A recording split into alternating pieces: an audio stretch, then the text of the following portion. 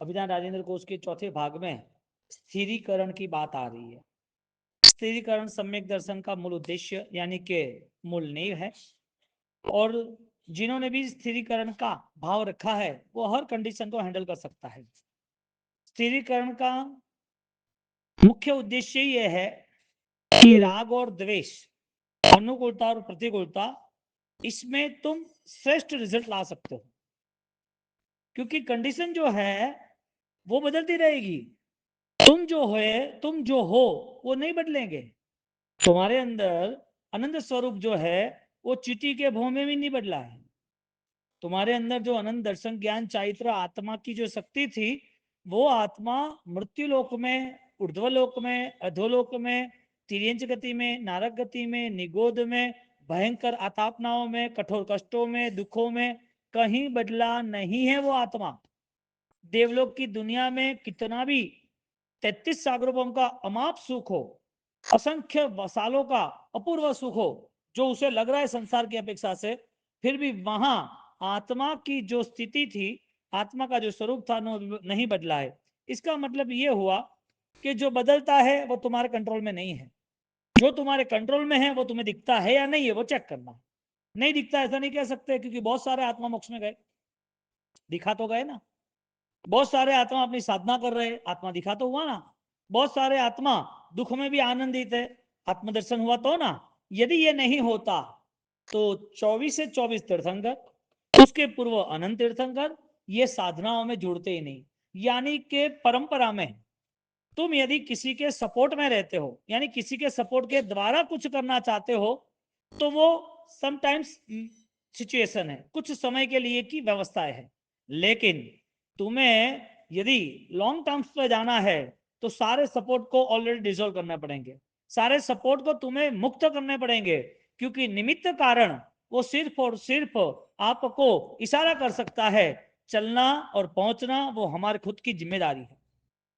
हरिभद्र सूरी महाराज साहब, उनकी पूर्व भूमिका ब्राह्मण की यानी कि पुरोहित थे, और वो पुरोहित ब्राह्मण जब वो डिसाइड करते हैं कि जितनी भी कठिनाई आए, मौत आए, लेकिन जैन धर्मों का एक भी अंश मेरे मन में नहीं रखूंगा, मैं मर जाऊंगा लेकिन मंदिरों में नहीं जाऊंगा, ये संकल्प के साथ लोगों को हराना। और साध्वी जी भगवंत के जब रात्रि का पुनरावर्तन वो चल रहा था, और जैन ज्योग्राफी का पुनरावर्तन सुना, वो जा रहा है, मुझे सुनाओ क्या है क्या नहीं। और देख लिया कि इसके अंदर तो तेजस्वी सूर्य छिपा है, ये तो शासन के लिए बहुत कुछ कर सकते हैं। कैसी विशिष्ट ज्ञान शक्ति होगी कि उन्होंने सामने खड़ी हुई व्यक्ति जो ब्राह्मण है, जो जैन धर्म का विरोधी है, जो अहंकारी है, उनको नहीं देखा। देखने का नजरिया कितना पावरफुल था, उसने उनकी आत्मा को देखा। जो अपने आत्मदर्शन कर सकता है वो अन्य की आत्मदर्शन करने की क्षमता धरता है। आप यदि अपने आत्मा को गुणवान मानोगे तो जगत के सर्व जीवों के प्रति आपका स्नेह रहेगा। वो दोषवान रहेगा तो भी आपका स्नेह रहेगा। वो आपके प्रति यदि शत्रुता रखेगा तो भी आपका स्नेह रहेगा। उसके कोई ऐसे व्यवहार रहेंगे जो आपको प्रॉब्लम करे, फिर भी आपके मन में उनके प्रति सहानुभूति रहेगी। क्यों? क्योंकि आप व्यक्ति के कार्य को या व्यक्ति को नहीं देख रहे हो, आप उसके जो भी संसार की मान अपमान, पराया मेरा, ये घटनाओं को आप नहीं देख रहे हो। वो जो कर रहा है उसका रिएक्शन आपको नहीं है, क्योंकि आप उसकी प्योर सोल को देख रहे हो। और वो रिफ्लेक्स यानी कि वो नजरिया आया कहां से? आपको लगा कि मेरी आत्मा भी पवित्र है। ज्ञानी गुरु उन्होंने पुरोहित ब्राह्मण को देख लिया। पुरोहित ब्राह्मण हराने के मूड में, उनसे अगेंस्ट फाइटर के मूड में वो वहां खड़ा है कि ये क्या है, ये कैसा है, ये किसने क्रिएट किया है, what is this, what is next, किसने बनाया है, इसका भविष्य क्या है। ये कौन कह रहा है? हरिभद्र सूरी महाराज। कौन है? जो ऑलरेडी फाइटर है, सबके साथ लड़ाई झगड़े करने वाले हैं। और किसके आधार पर लड़ाई झगड़ा करने वाले हैं? उनके पास जो ज्ञान है उसके आसपास। इसके लिए ज्ञान की धार वो यदि सही जगह उपयोग करे तो बहुत सारी चीजें क्लियर हो सकती है, बहुत सारी चीजें और मेरी स्वच्छ बन सकती है। एक कुहाड़ी है, एक तलवार है, एक चाकू है, धारदार है, काम कहां लगाना वो तय कौन करेगा? एक बार गांव में ऐसा हुआ, राजा ने अपने गांव के जो भी वर्कर थे उनको बोला कि एक बड़ा सा जंगल है, उसको साफ करना है, और 3 दिन का 5 दिन का आपको टाइम दिया गया है। अब 100 लोगों को बोल दिया और 100 लोगों को बोला कि जो स्पीड से काम करेगा, ज्यादा काम करेगा, उसको गिफ्ट दी जाएगी। राजा ने अनाउंस किया, 100 लोग काम पे लग गए, जंगल पे चले गए, जंगल के सारे वृक्ष छेदन करने लगे, काटने लगे, और काटते काटते 3 दिन हो गए। एक व्यक्ति आया लेकिन काम ही शुरू नहीं किया। तो लोग पूछे, तू आया है और काम शुरू नहीं किया, तुझे काम तो करना चाहिए। तो कि नहीं, तो कि 3-3 दिन तक हम काम कर रहे हैं, आधा ऊपर यानी कि 5 दिन का ही काम है, 3 दिन चले गए हैं, 2 दिन बाकी, तू काम क्या करेगा? तुमने काम किया, इससे ज्यादा मैं काम करूंगा। तो क्या पॉसिबल ही नहीं है, तुम कैसे कवर कर सकते हो? मैं कवर कर सकता हूं। और वास्तविक 5वें दिन उन्होंने सबसे ज्यादा काम किया, और उनका जो लीडर था, मुखिया था, उन्होंने पूछा, यार ये हुआ कैसे? हम तुमको काम देके चले गए थे और उसके बाद आपने इतनी सारी चीजें कवर कर ली। तो क्या हो गई, तो हुआ कैसे के? तो कि मैं अभी आपको बता दूं, इससे अच्छा राजा को बताऊंगा तो मुझे अच्छा अवार्ड्स, हाँ, गिफ्ट मिलेगी, इनाम मिलेगा। तो ठीक है, तो राजा के पास ये बात गई कि भाई ऐसा ऐसा हुआ है और ये आदमी में बहुत अच्छी कलाकारी है। तो क्या अच्छी बात है, 100 लोगों में एक आदमी में इतनी विशिष्टता, इसका मतलब हर किसी को एक नया चांस मिलता है जो सबसे अलग करने का। उसने राजा के पास कहा कि राजन, 3 दिन तक मैंने एक ही काम किया, मैंने धार तेज की, मेरे पास जो शस्त्र थे, कुहाड़ी, चाकू, जो भी है, मैंने धार तेज की, और वो धार तेज करता रहा, और जैसे मेरा समय आया तो मुझे तुरंत रिजल्ट मिल गया। इन लोगों की धार ही नहीं थी, उन्होंने 3 दिन तो काम किया, लेकिन तीसरे दिन धार खत्म हो गई।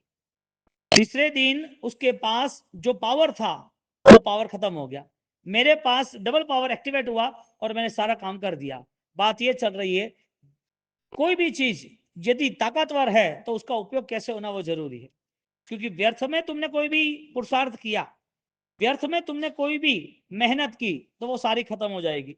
हम कल रात को बैठे, शाम को 6:30 पौने 7 बजे, तो हमारे साहब से यही बात हुई कि मुझे एक बात बताओ कि पास में ऑलरेडी तरबूज है, तरबूज, और उसके लिए आपके पास चाकू भी है, तलवार भी है, और गन भी है, सब कुछ है, उसको ऑलरेडी आपको खाना है, तो आप किस चीज का प्रयोग करोगे? तलवार का क्यों नहीं करोगे? तो कि चाकू का, के चाकू का ही होता है। बलवान क्या है? तो कि तलवार है। तो कि बलवान का प्रयोग ना करके चाकू का क्यों प्रयोग करना? बलवान चीज का प्रयोग यदि तुमने कमजोर चीजों के लिए कर दिया, बलवान वस्तु का प्रयोग, बलवान साधनों का प्रयोग, बलवान ऐसी आपकी बुद्धि का भी व्यवहार यदि कमजोर चीजों के कर लिया, तो जिस दिन तुम्हें उसका काम करना होगा, उस दिन वो चीज बुट्ठी हो जाएगी, धार रहित हो जाएगी। इसके लिए सामान्य चीजों में ज्यादा उलझना नहीं। छोटे आदमी बड़े सोच रख नहीं सकता, बड़े आदमी छोटे काम करता भी नहीं। क्या ज्यादा उलझनों में जिंदगी अटपटी बना देनी, संघर्षों में उतर जाना, वाद विवादों ही चलते ही रहे, और छोटी छोटी चीजों में इन्वॉल्वमेंट होना, ये सारी की सारी कीचड़ के कीड़ों की घटना है। बास में रहना उसे क्यों पसंद आ रहा है, गंदगी में रहना उसे क्यों पसंद आता है? भगवंत कहते हैं कि ये संसार पूरा 18 पापों से लिप्त है, यहाँ राग, द्वेष, क्रोध, मान, माया, लोभ, दंभ चारों ओर भरे हुए हैं, और हम भी अनंत काल से ये पूरा बोझा लेके आए हैं। ये गंदगी साफ करना, यानी सर्व पाप प्रणाशनु, सर्व पापों को साफ करने के लिए हमें ये स्थिरीकरण मिला है। बोलो, धार तेज ना होती तो काम हो सकता था? वास्तविक विचारधारा यानी संकल्प तेज ना होता तो? इसके लिए जिन लोगों ने छोटी छोटी चीज सोच ली है ना, उसका रिजल्ट भी छोटा ही रहता है। यहां पर हरिभद्र सूरी महाराज जब सामने आए, तो फाइटर के ओर से, अगेंस्ट के ओर से वो डिस्कशंस कर रहे हैं कि व्हाट डू यू मीन, आप ये जो ज्योग्राफी है वो तो मुझे पता ही नहीं। तो कि ऐसा है, फिर उनका पूरा सॉल्यूशन लाते हैं, आप बैठो। पूरा डिस्कशन 3 घंटे का क्लियर हुआ, और बाद में सॉल्यूशन हुआ, और बाद में सैल्यूट किया, मैं आज से आपके सरेंडर, आपका शिष्य। उनको एक एक बात समझाई, ये सूर्य यहाँ से कितने किलोमीटर है, उनका नाप कितना है, उनकी रेंज कितनी है, उनकी लाइट कितनी है, उनका टाइम पीरियड कितना है, ये क्रिएट कैसे हुआ है, रिजल्ट क्या देता है, इतनी सारी मैटर्स। और वो सुनता ही गया, सुनता ही गया, और वो सोचता ही रहा कि कैसे हो सकता है ये सब कुछ, क्योंकि उन्होंने तो सोच ही लिया था कि मैंने जितना जाना है, इसका किसी ने नहीं जाना है। इसका मतलब ये हुआ कि दिमाग तुमने बेच दिया है तो तुम गुलाम हो, कुछ नहीं कर सकते। खुद के दिमाग से काम नहीं किया, खुद के निर्णय से काम नहीं किया, तो हमारा विकास रुक गया। हमने जितना सोचा है उससे आगे हमारी नजर ही नहीं जाती। ज्यादातर लोग इस मानव जीवन के, अभी चला जाएगा पता भी नहीं है, लेकिन इस मानव जीवन में उलझन ही इकट्ठा करना और उलझन से जीवन खत्म करना।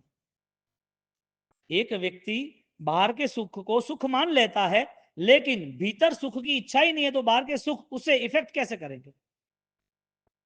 कोई व्यक्ति के पास संसाधन, समृद्धि, सारी व्यवस्थाएं बहुत है, वो कह सकता है मैं दुखी नहीं हूं। सारी चीजें अनुकूलता के साथ होने के बाद वो दुखी नहीं है ऐसा कह सकता है?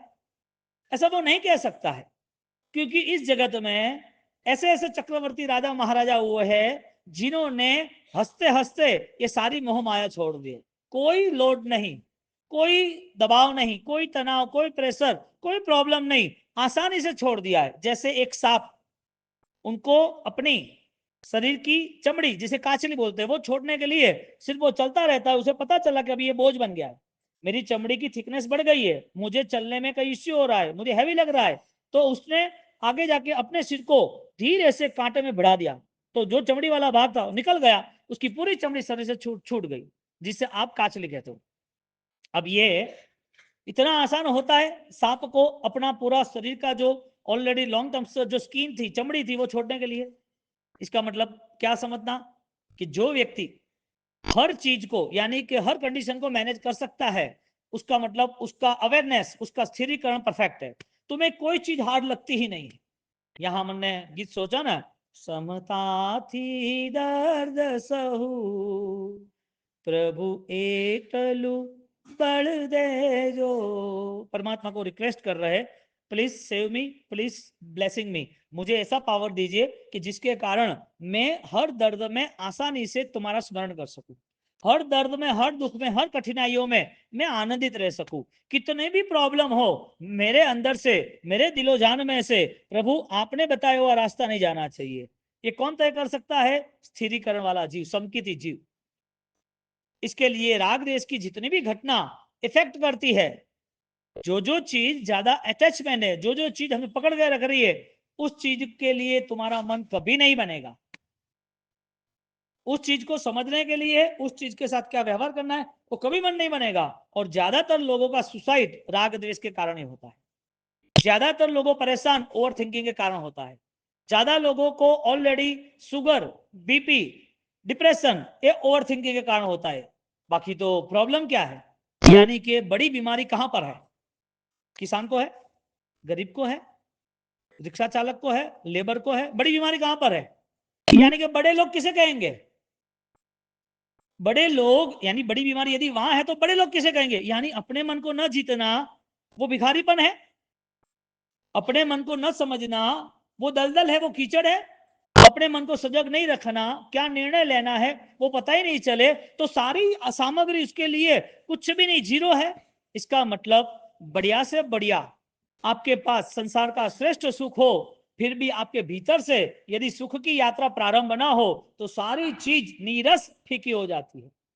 हरिभद्र सूरी जी अंदर से भरे हुए थे अहंकार से, ज्ञान का था लेकिन चेतना जागृत नहीं थी, चेतना थी लेकिन जागृत नहीं थी। वो चाकू था लेकिन धारदार नहीं था, कुहाड़ी थी धारदार नहीं थी।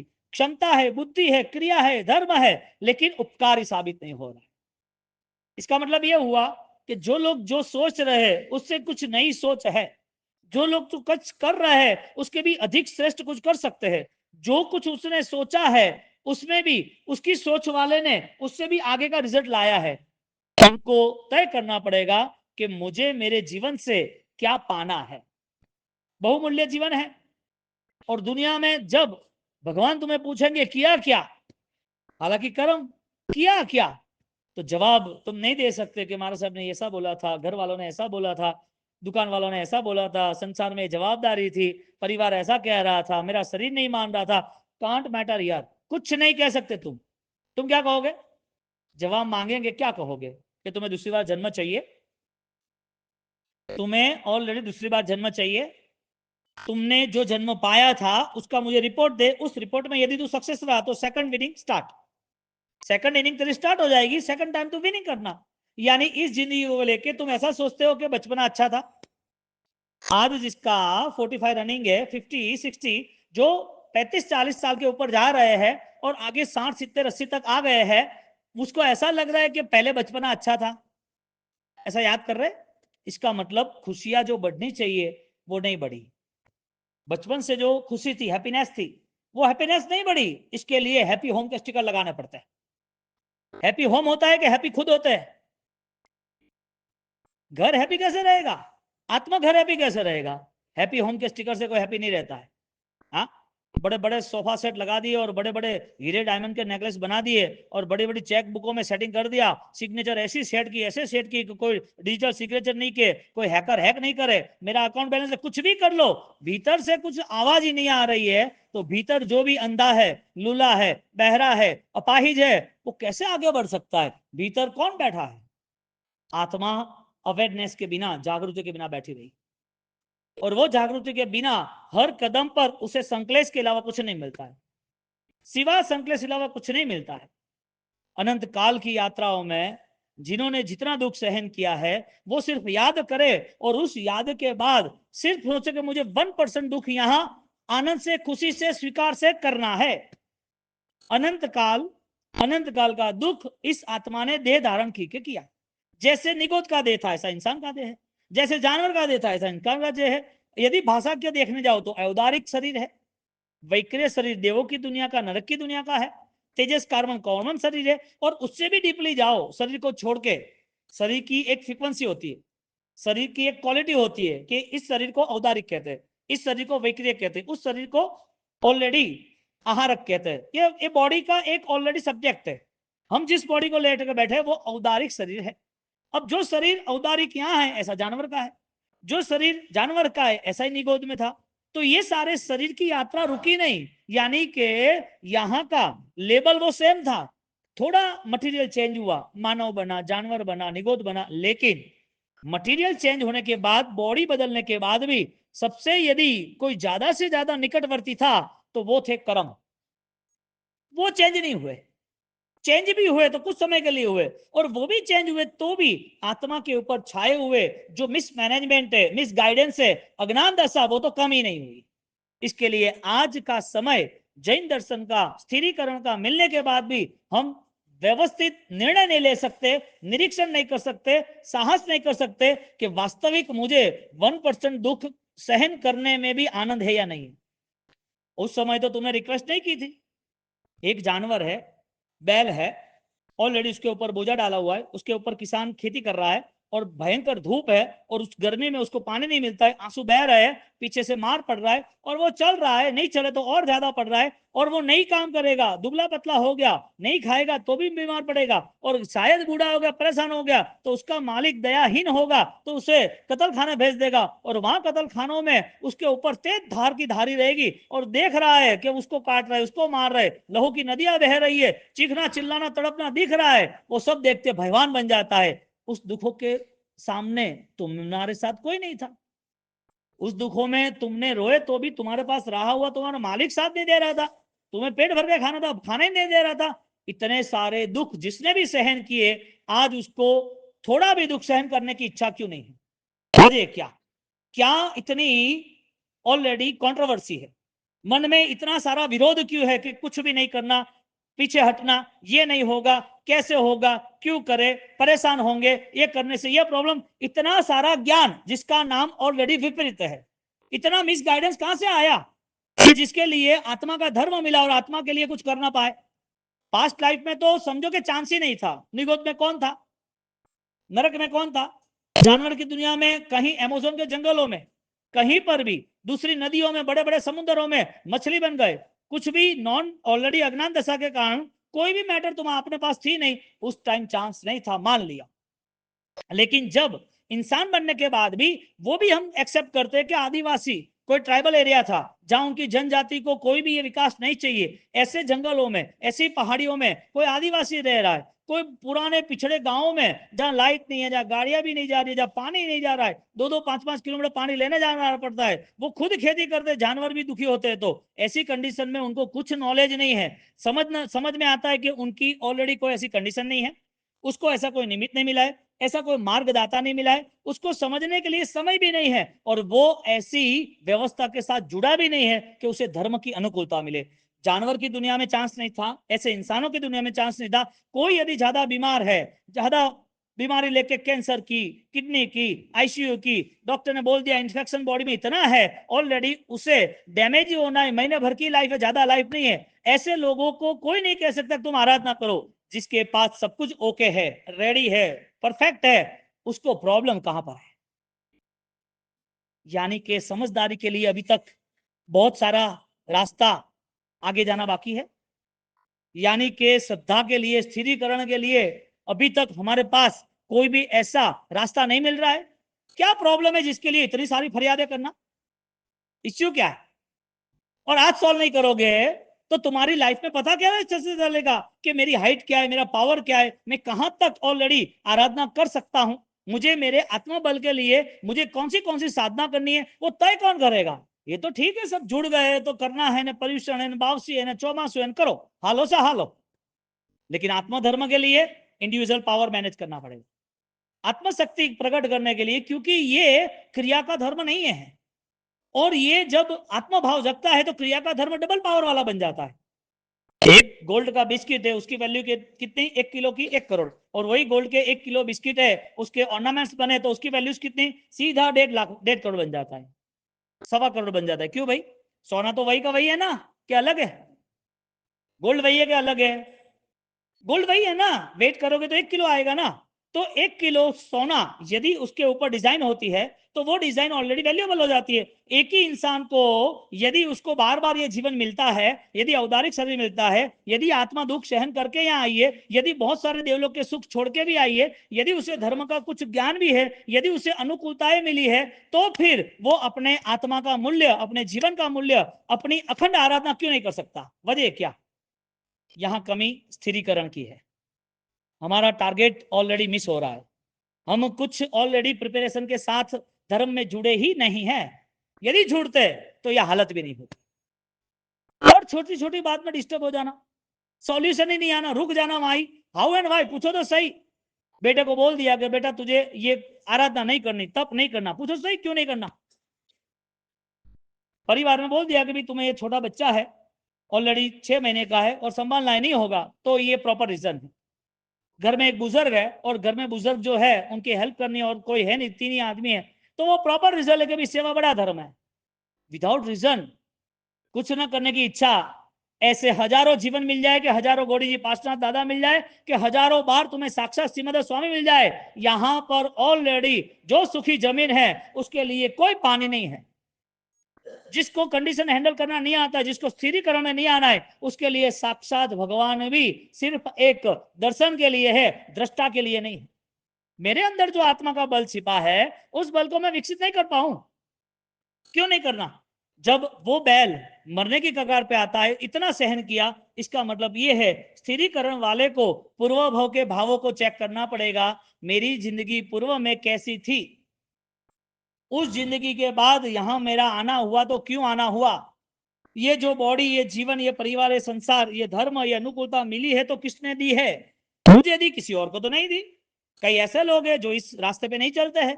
कई ऐसे लोग हैं जिनका शुरुआत जीवन यानी कि दिन की शुरुआत ही हिंसा से होती है। उनके जीवन में मांसाहार के अलावा कुछ भी नहीं है, उसे जीव जीव मानते ही नहीं है, जीव को मारना वो धर्म मानते हैं। तो ऐसे कई संप्रदाय, कई लोग ऐसे हैं जो ऑलरेडी ये गलत रास्ते को भी सही मानता है। तो जिसको ऑलरेडी नॉलेज है कि सही और गलत क्या है, तो वो नॉलेज सिर्फ नॉलेज ही रहता है कि नॉलेज पावरफुल नॉलेज बनता है। सोना सोना ही रहता है कि सोने की डिजाइन बननी चाहिए? 1 किलो सोना को गले में डाल के थोड़ी घूमेगा, नेकलेस बना के पहनेगा।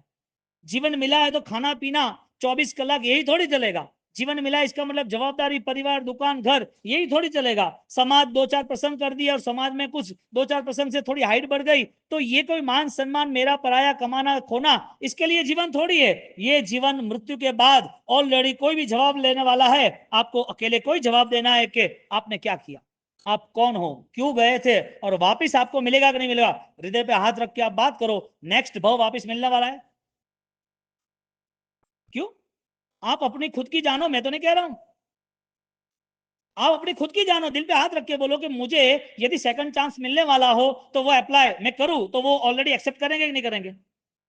देवलोक की दुनिया में या भगवान खुद वो यदि प्रिपरेशन करे और बोले कि क्या किया तूने, ज्ञानी कहते हैं कि जिन लोगों ने इस जीवन को सफल बनाया है उसके मूल पावर में, मूल तत्व में उन्होंने सहन किया है, कठोर से कठोर साधना की है, पक्के जैन बने हैं, कच्चे नहीं। कैसा है? समकित आत्मा थ्योरी करूंगे, पक्के जैन बने हैं। अब जहां पर दर्द सहन करने की यात्रा खत्म हुई है और अब ये यात्रा कभी दर्द ना है इसके लिए मिली है, और हम नए नए दर्दों को इनवाइट करते जा रहे हैं। कितनी हिंसा रात्रि भोजन की, कितनी हिंसा जमीन गंद की, कितनी हिंसा अभक्ष खान पान की, इसके बाद भी रुकता तो है ही नहीं। दुनिया भर के प्रसंग में हिंसा हिंसा चली रहती है। समकित आत्मा के लिए लक्षण बताया, जे जैनाथी समकित दीपे वरी दीपे व्यवहार, तेमा पण कारण थी जैना तेना अनेक प्रकार। तुम किसी जीव को बचाने की कोशिश कर रहे हो, वो जो अपना मन का जो दयालु भाव है, करुणा जो है, वो करुणा लगातार बढ़नी चाहिए। 1.5 महीने तक चौवियार नहीं होता है, 4 महीने तक नहीं होता है। ये करुणा का धर्म है, ये कोई खाली क्रिया का धर्म नहीं है। इसके लिए जिन जिन लोगों के जीवन में यदि बेशुमार पाप है तो उसे तो तपस्या में जुटना ही जुटना है, क्योंकि खाने पीने के पाप करने वाले को खाना छोड़ना वो उसके लिए धर्म बन जाएगा, प्रायश्चित बन जाएगा। क्योंकि खाने का समय कम था, लेकिन उसकी विचारधारा और उसका पाप और आसक्ति वो तो बहुत ज्यादा बन गया था। और वो ज्यादा बनने के कारण शास्त्रकारों ने ऐसे कई दृष्टांत बताए हैं कि भोजन करना वो पाप नहीं था, लेकिन वो भोजन मन में जो रहा था बार बार, उसका जो अट्रैक्शन था वो पाप। उसके लिए भोजन का जो लास्ट रिजल्ट यदि विष्ठा है तो वो विष्ठा में ही उसका जन्म होता है, और हुआ भी है। यानी कि जितनी चिंता पाल के बैठा है इंसान, उसका नया जीवन क्या होना चाहिए। आपको कोई पूछे कि आपकी चॉइस क्या है, मानव जीवन, देव का जीवन, नरक का जीवन, जानवर का जीवन, आप बोलोगे दो नहीं चाहिए, दो चाहिए। ठीक है, दो चाहिए तो उसके नीचे इतनी इतनी ऑलरेडी फॉर्मूला है, ये रूल्स फॉलो करने हैं। आप जाते हो ना प्लेन में जाने वाले, उसके सारे रूल्स फॉलो करने पड़ते हैं ना, कि नहीं करना पड़ता? ऐसा थोड़ी है कि बस में चढ़ गए काम हो गया, टिकट लेने आएंगे, पूरा सिस्टम होता है ना लास्ट तक का। तुम्हें कहा गया कि मानव जीवन में वापिस जाना है, तुम्हारी इच्छा है, तुमने हाँ बोला तो हाँ बोला, तो फॉर्म तो भरना पड़ेगा ना। शास्त्रकारों ने यहां पर कर्मगंध की पहली जो 60 गाथा है, पहले कर्मगंध, उसकी लास्ट की 10 गाथाओं में ये सारे ऑलरेडी एग्जांपल्स दे दिए हैं कि मानव भव में कौन जा सकता है, मानव भव में कौन आया है, मानव भव के बाद जानवर की दुनिया में कौन जा सकता है, जानवर की दुनिया वाला वापिस आगे कहां जा सकता है। आपको जब ये सोच बैठेगी ना, तो आपके लिए सिद्धि तप, वर्षी तप, मासक श्रवण, 28 दान, सियल, तप, क्रिया, अनुष्ठान, भावना, परिवर्तन, सरलता, माफ करने की इच्छा, परिवर्तन लाने की इच्छा, कोई भी चीज में झुक जाना, नम्र बनने की इच्छा, ये सब कुछ आपके लिए ऑक्सीजन की तरह यूज हो जाए। आपको प्रेशर नहीं करना पड़ेगा। और अटे धर्म में थोड़ी बार बार मनवार रहे, अटे करनी मनवार करनी, अटे कड़े राजकुमार है, अटे करनी मनवार करनी, ओ करनो पड़ी, ओ करनो पड़ी, ओ पे करनो जे का करनो है। मनवार कौन तो बटे व्यवहार में, दुनियादारी में, संस्कार में। अटे तो सद्धर्म है, संस्कार तो सामान्य बन जाते हैं, सब लिए के कॉमन बन जाते हैं। कौन नहीं करे अतिथि देवो भवरी भावना, मेहमान है, गेस्ट है, परोमणु है, बनी भक्ति कौन नहीं करे, जनरल है, सब करते हैं। अतिथि देवो भव वो हमारी परंपरा की संस्कृति थी। मातृदेवो भव, पितृदेवो भव, ये तो हमारी परंपरा है। यहां पर जैन दर्शन आत्म की भक्ति कैसे करनी उस लेवल पे लेके जाते हैं। तो जिन लोगों ने अपने मन के स्तर को यदि चेक नहीं किया, तो शास्त्रकार कह रहे हैं कि आपने यदि चॉइस किया है मानव भाव और उसके हिसाब से अनुसरण नहीं है, तो वो मानव जन्म पॉसिबल नहीं। आपकी चॉइस के अनुसार हो जाए तो कितना अच्छा। यहाँ कोई नौकरी थोड़ी करे, यहाँ कोई छोटी दुकान लेकर वो थोड़ी बैठेगा। आपकी चॉइस के हिसाब से हो जाएगा तो आप सपना देखते हो शेख चली की तरह, सिकंदर की तरह, मुझे तो पृथ्वी का मालिक ही बनना है, मुझे चक्रवर्ती बनना है, मुझे भरत क्षेत्र पूरा मेरा होना चाहिए। आपको जो सोचना है वो हो जाता है। आपने सोचा कि मुझे मानव भव नेक्स्ट मिलना चाहिए, आपने सोचने से हो गया, हाँ, उसके हिसाब से आपको कदम उठाने पड़ते हैं। आपने सोचा कि मुझे जानवर की दुनिया में नहीं जाना है, तो उसके हिसाब से कदम उठाना पड़ता है। यहां पर भगवान ने जानवर की दुनिया में जाने के पहले कैसा जीवन हो सकता है वो भी कर्मगत में बता दिया। उसके कर्म के कारण वो ऐसे ऐसे व्यवहार करता है। इसके लिए आर्त ध्यान वो जानवर की दुनिया का लाइसेंस है। आपको आर्त ध्यान करना है, इसका मतलब जानवर की दुनिया का रास्ता पकड़ लिया है। आर्त ध्यान का रूल्स इतना ही है, इष्ट का संयोग, अनिष्ट का वियोग। मुझे जो चाहिए वो मुझे मिलना चाहिए, और मेरी जो अनुकूलता वो बिछड़नी नहीं चाहिए। अब बोलो, आपको उपवास करना है, आपको चक्कर आ जाए, भोजन नहीं छोड़ना। आपको प्रतिबंध करना है तो क्या दुकान नहीं छोड़नी। आपको व्याख्यान रात को सुनना है तो क्या अभी नहीं, कि अभी सुबह तो रोज सुनते हैं, सुबह तो सुनते, रात को क्या काम है। आपको सुबह 6 बजे दादा का जन्म कल्याणक मनाना है तो क्या अभी बाद में पूजा तो कर, स्पर्श तो कर। हर चीज में आपने कॉम्प्रोमाइज सेट कर दिया, धर्म के क्षेत्र में, संसार में तो है ही। इसका मतलब यह है कि आपने ऑलरेडी कमिटमेंट प्रॉपर नहीं किया है। यदि प्रॉपर कमिटमेंट होता तो मन के स्तर पर ये सारे नई गतियों का जो खेल है वो आपके सामने आता। अब जिन लोगों ने ऑलरेडी अपनी फैसिलिटीज, अपनी अनुकूलता सोची है और अपने हिसाब से उसके लिए जो विचार, जो मन कर रहा है, वो सारा आर्त ध्यान है। इष्ट संयोग, अनिष्ट वियोग, ये आर्त ध्यान है। आर्त ध्यान यानी कि कंफ्यूजन माइंड, आर्त ध्यान यानी कि डिस्टर्ब माइंड, अर्थ ध्यान ये चंचलता, अर्थ ध्यान यानी खुद के पैर पे कुहाड़ी मारना, खुद की हत्या करना, खुद का ही खुद को ऑलरेडी बॉम्बर बनना। आतंकवादी बनते हैं, टेररिस्ट क्या करते हैं, खुद मर जाते। बोलो अब देखने जाओ तो मन की विचारधारा में बदलाव न लाना वो अर्थ ध्यान है। और ज्ञानी वहां तक कहते कि अनंतानुबंधी, अप्रत्याख्यानी, प्रत्याख्यानी, संजलन, ये जो स्टेप्स है ना, वो आराम से यदि समझ लेना है तो उसे पता चलेगा कि मेरा नया भाव कौन सा है। इसके लिए आपके लिए एक दो चीज बताते हैं। मानव बनना है कि नहीं बनना है? मानव बनना है कि नहीं बनना है? बोलो तो सही। मानव बनना है कि नहीं बनना है? ठीक है, क्या करना है बन के? इसका मतलब ये है कि जो मानव बना है वो आज कुछ नहीं कर रहा है। आपको रिवर्स ले गया, मैं मानव बनना है, आपने बोला हाँ। मैंने पूछा क्या करना है, तो कि भाई अच्छा जीवन जीना है। तो अच्छे जीवन जो है उसका बायोग्राफी, उसका मापदंड क्या है अच्छा जीवन का? ये अच्छा जीवन लग रहा है आपको? तो आपको यदि नेक्स्ट मानव जीवन चाहिए तो आज से ही चेंज करो ना। पूरी दुनिया में चारों ओर पाप चल रहा है, दिख रहा है कि नहीं दिख रहा है?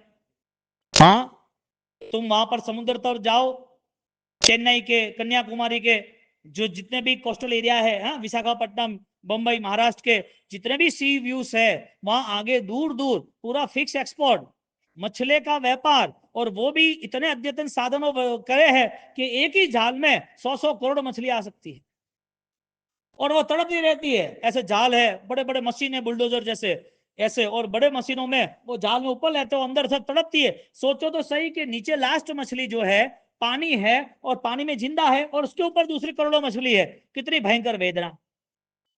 पूरा बोट लेके जाते हैं और मछली को बाहर निकालने के लिए सीधा जोरदार हजारों वोल्टों का करंट पानी में डाल देते, सारी मछलियां तड़पती रहती है वहां। कौन बचाने वाला है?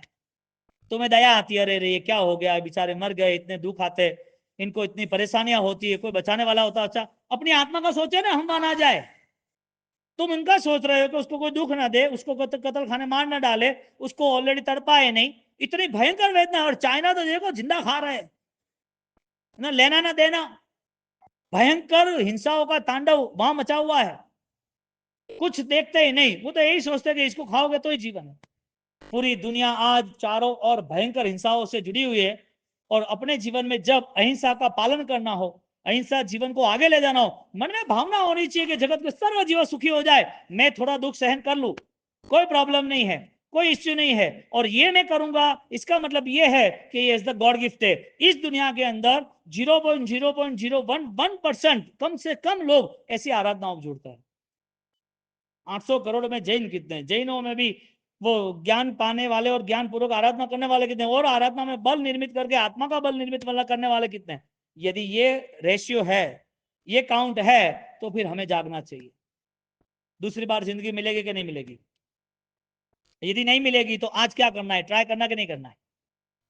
आज रिजल्ट लाना है कि नहीं लाना है? रिजल्ट लाना है कि मुझे मूलभूत मेरे अंतर मन से बदलाव लाना है, और वो बदलाव के लिए हमें तैयार होना पड़ेगा। तो आर्त ध्यान की स्थिति को खत्म करो। मानव जीवन सेकंड मिलेगा तो धारदार बनाओ ज्ञान दशा से, जो लकड़े का पहले दृष्टांत दिया, जो ऑलरेडी जंगल को उनको क्लियर करना था, वो चीज तरफ जाना पड़ेगा। इसका मतलब कि जो कुछ भी कर रहे हो उसमें विवेक दृष्टि चाहिए। अज्ञानियों के लिए धर्म है ही नहीं, अज्ञानियों के लिए सिर्फ क्रिया है। अज्ञान के लिए क्रिया के बाद रिएक्शन है, और कुछ नहीं है। क्या है? जिन लोगों को इस पृथ्वी का भार बनना है, इस पृथ्वी के बोझा बनना है, उसके लिए क्रिया ही धर्म है, वो परिवर्तन धर्म नहीं है, कैसे वो एक्सेप्ट करेगा कि मुझे सहन करना है? कैसे वो सोचेगा कि मुझे इससे भी आगे जाना है? कैसे वो सोचेगा कि ट्राई तो करे, देव गुरु धर्म की असीम कृपा है, उसे ऐसा भाव कैसे आएगा कि मेरे परमात्मा मेरे साथ है? वो आना ही नहीं है। इसके लिए जितना सोचा है उससे अधिक वो नहीं चल सकता। और ऐसे इस पृथ्वी पर यदि ऐसे पाप के तांडव रहे हो तो उसमें एक पुण्यशाली जीव वो यदि श्रेष्ठ आराधना करता है सर्व जीवों के हित के लिए तो आनंद आता है। मेघ कुमार की पूरी कहानी सामने आ जाती है। एक ही था ना सबको बचाने के लिए, कितनी मेहनत की, कितने दिनों तक वो आसपास साफ करते रहे। हाँ, उसकी कंडीशन नहीं थी, फिर भी जानवर की दुनिया में भी ये सब पॉसिबल है, हार्ड कंडीशन मैनेज करना। इंसान तो समझदार है, एवरीथिंग इज पॉसिबल, सब कुछ हो सकता है।